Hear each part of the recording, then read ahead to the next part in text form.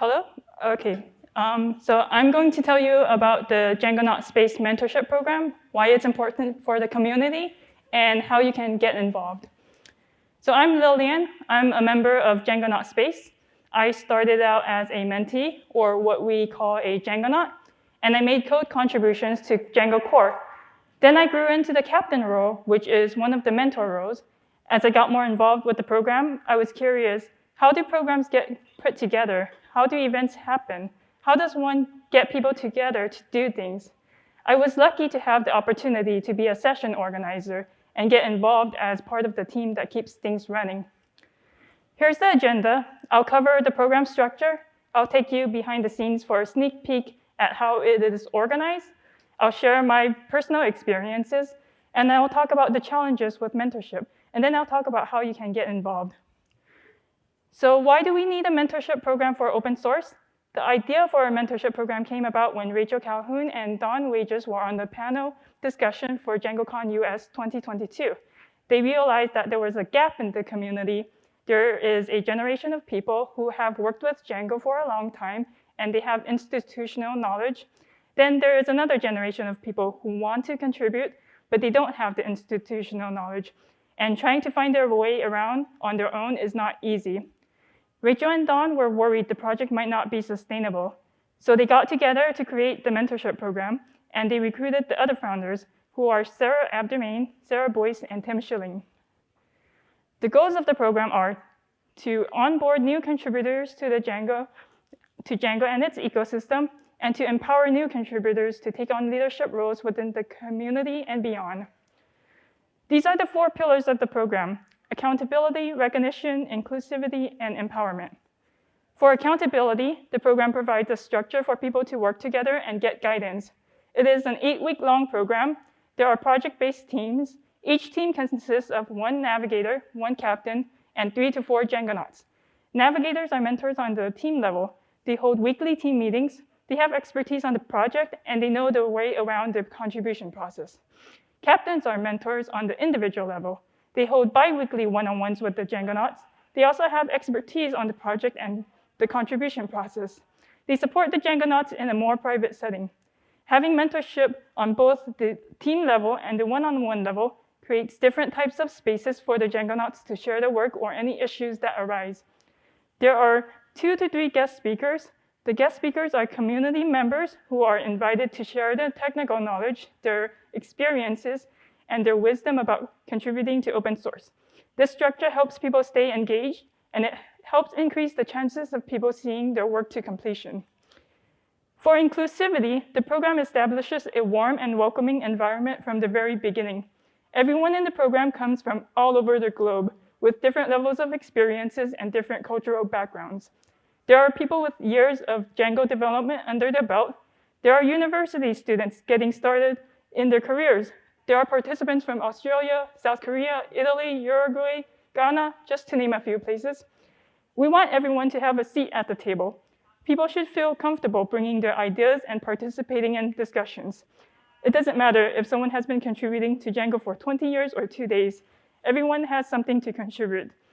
Sometimes new contributors are able to see a clear and simple solution that experienced people don't see or don't have the time to work on.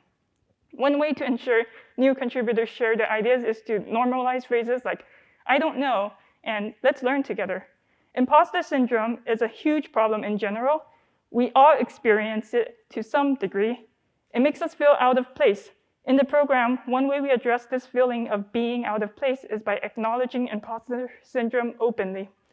Once one person starts to acknowledge it openly, then everyone will realize that they are not alone, and people can share tips for overcoming their imposter syndrome.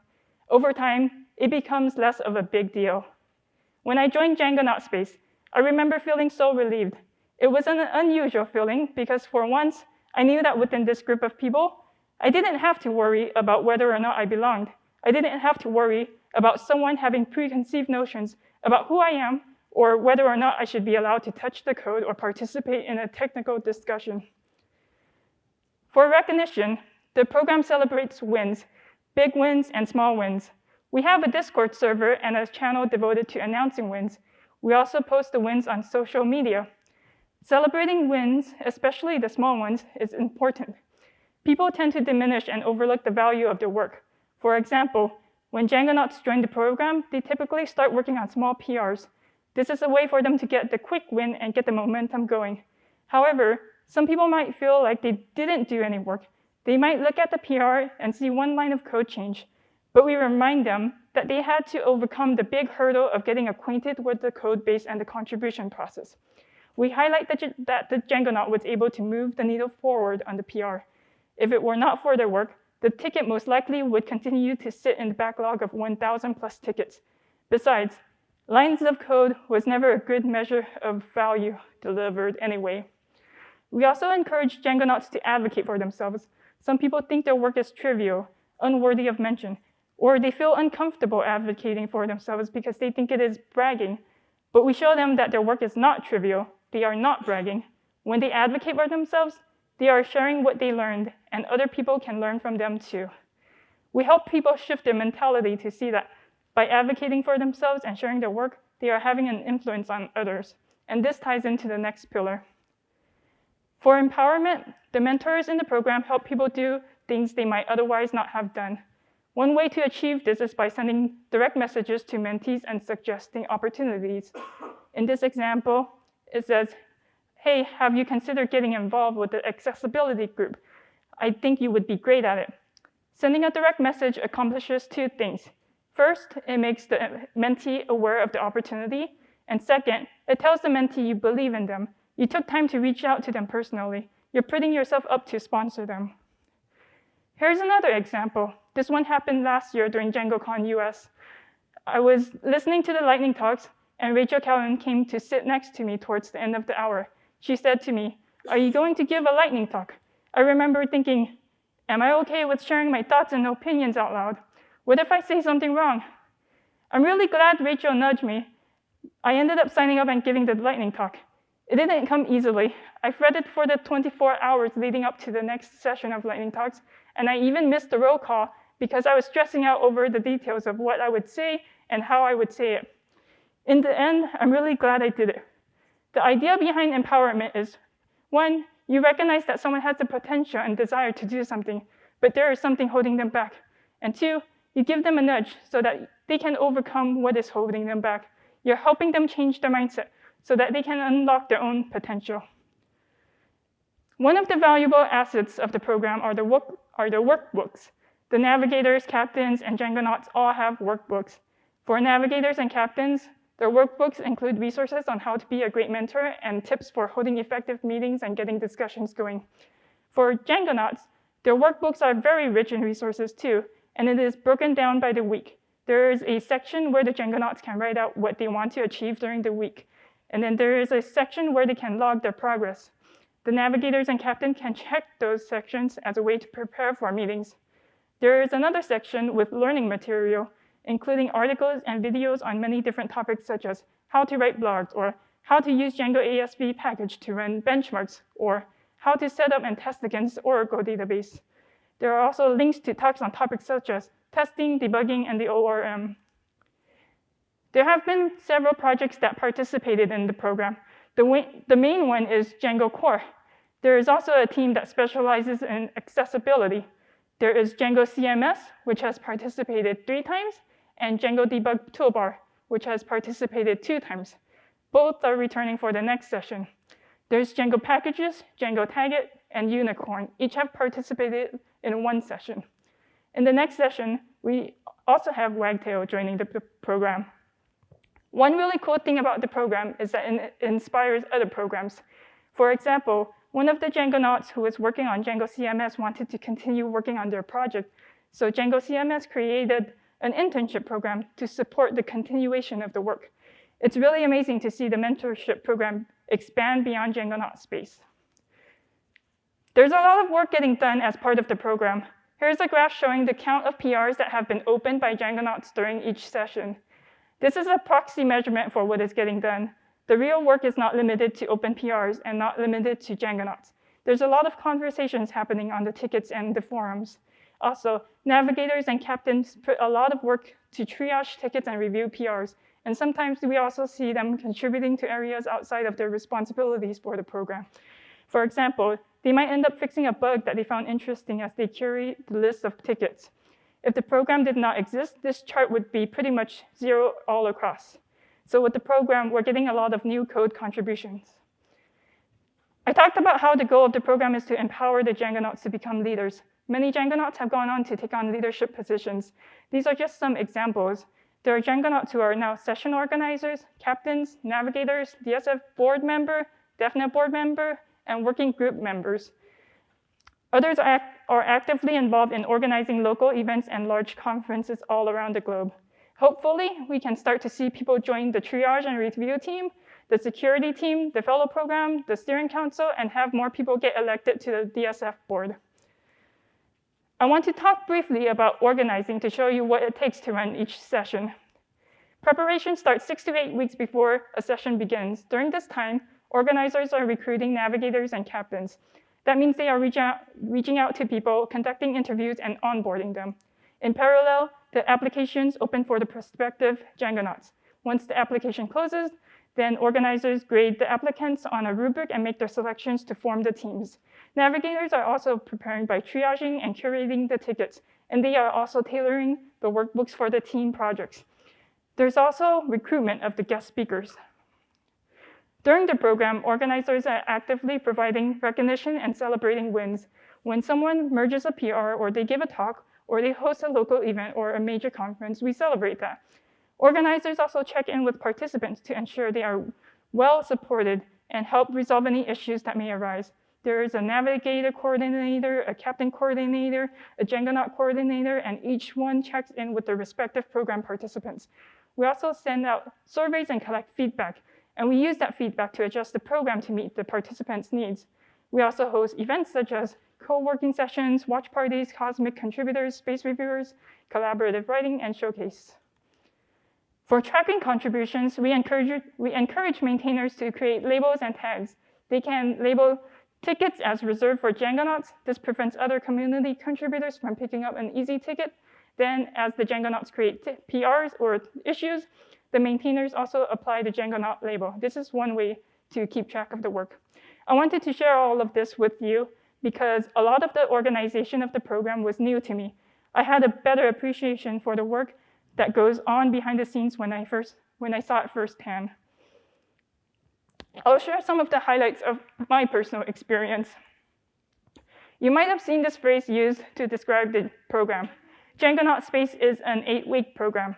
I like to tweak it a bit and think of it as an 8-week program is just the beginning of Djangonaut Space. I think the 8 weeks was about getting exposure to many different aspects of Django and the community. After the program, you start to figure out your interests and find your place. One of the highlights of my Djangonaut Space experience happened after I graduated from the program. When I was a session organizer, I wanted to know what it was like to put on an event. I was able to propose an event and get support from the other organizers and run with it. The event I put on was the showcase, and this was one of my favorite moments. The event was created to address the feedback from Djangonauts about wanting more opportunities to collaborate with their colleagues. I remember when I was a Djangonaut, I had a similar desire. So as a session organizer, when the feedback came in, I realized I was in the position to make it happen. The showcase used a lightning talk format where Djangonauts signed up to speak for 5 minutes and share their work.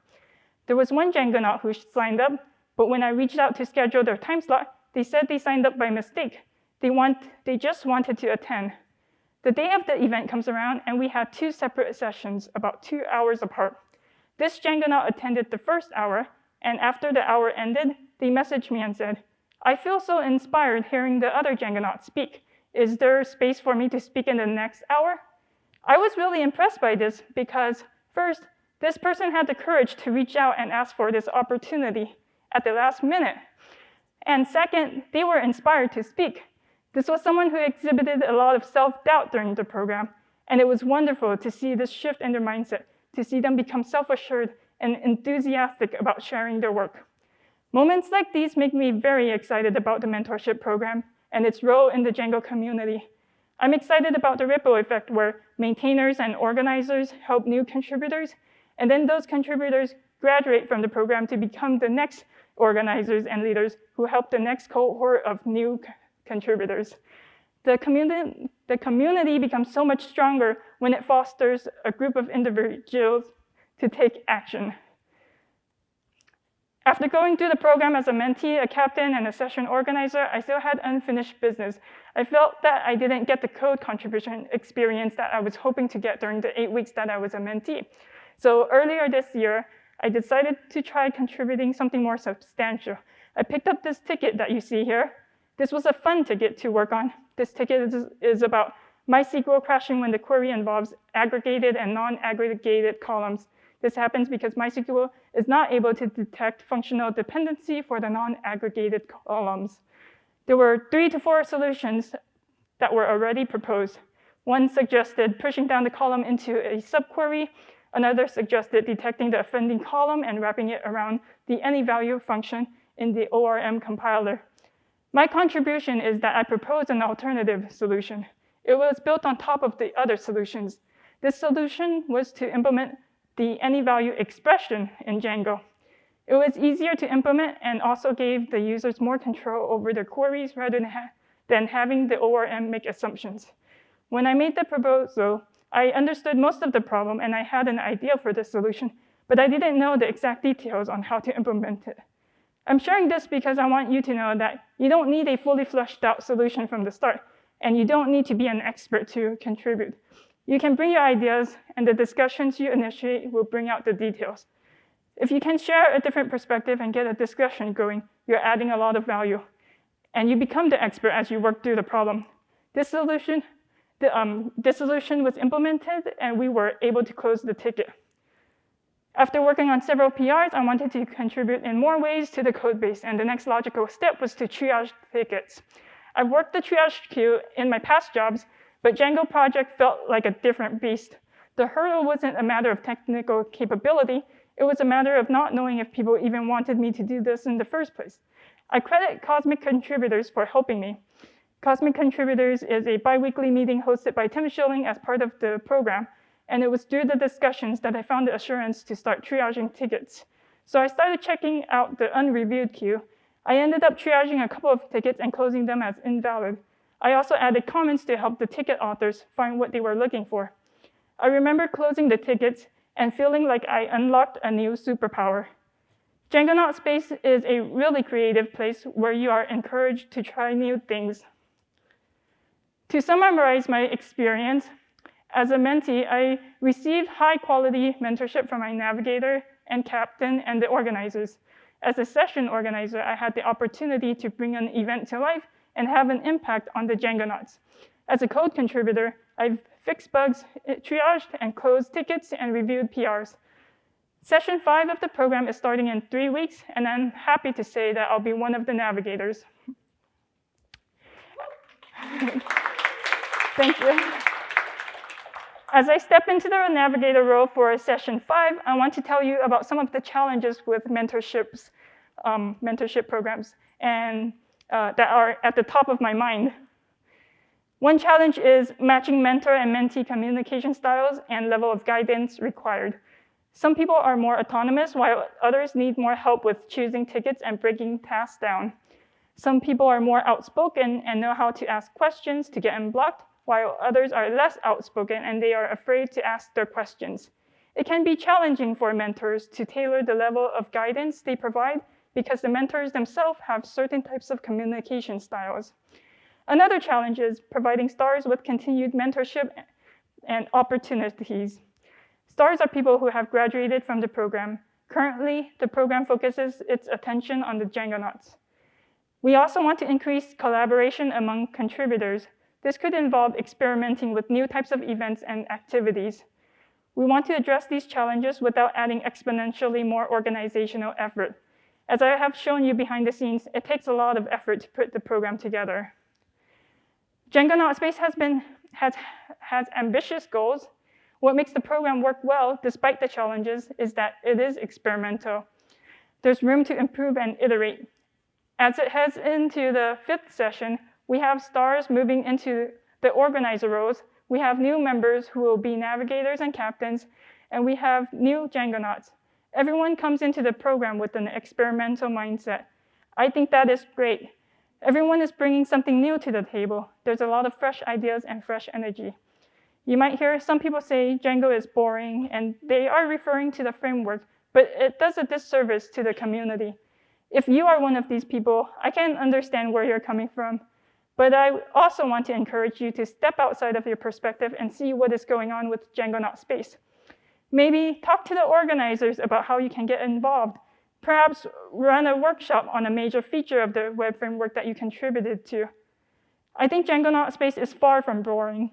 To me, it feels like uncharted territory, especially in mentorship and organizational aspects, which are important to the maintenance of the code. Nothing is well-defined. Just like it is very interesting to jump into a large code base for the first time, I think it's interesting to join an open source community and be part of the effort to keep Django sustainable. I think it's very exciting. I hope this was informative, and I hope you have a better appreciation for the Djangonaut Space Mentorship Program and how it influences the community. If you're new to open source and want to get involved, the application for session 5 is open until September 14th. If you're interested in being a mentor, I highly recommend reaching out to the organizers to express your interest for future sessions. We're always looking for more navigators to help scale the program. Again, my name is Lilian, and and if you have questions about Djangonaut Space, feel free to ask. I'm also open to new opportunities, and I'm happy to chat. Thank you.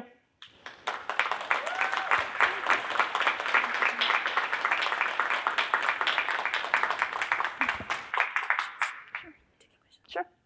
Hi, thank you. Thank you, Lilian, for the awesome presentation. So we only have a minute, so we're gonna have only one question. All right. Anybody with a question? Yeah, thank you so much. It was very interesting. I'm looking at these programs like a mentor, not in Django world, but in my own universe. From my perspective, one of the big challenges is that lots of mentees kind of feel uncomfortable, what you just mentioned actually, then saying, sorry, can you repeat? I did not understand what you meant. And I do not want to feel like, it's not worth it, like afraid to ask one more time. I was wondering whether you had these situations and do have like examples how the mentors or like the leaders of the program were able to unblock the situations. Because I see this most frequent challenge. Yeah, and that's a really great question, and it's really hard to detect when someone is afraid to ask because they're not asking and you have no information, you have no way of determining that. Because I know, because I've been that person. I think creating a space for people and telling them that this is the space where you can start asking questions and just being very explicit. For me, it was Cosmic Contributors, because it was just like this open-ended space and we could ask questions. It's really hard. I think there's a lot of persistence that you need to have, and you won't know it won't be something that's instant. It takes time. Okay, thank you. Thank you, Lilian. Another round of applause for Lilian.